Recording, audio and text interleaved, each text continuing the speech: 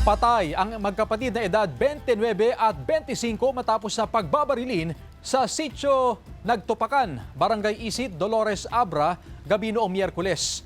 Tama ng bala ng baril sa muka ang tinamo ng dalawang biktima. Galing sa isang lamay ang magkapatid at pauwi na sana sakay ng motorsiklo nang mangyari ang insidente. Na-recover sa pinangyarihan ng krimen ang 9 na basyo nang hindi pa tukoy na kalibre ng baril.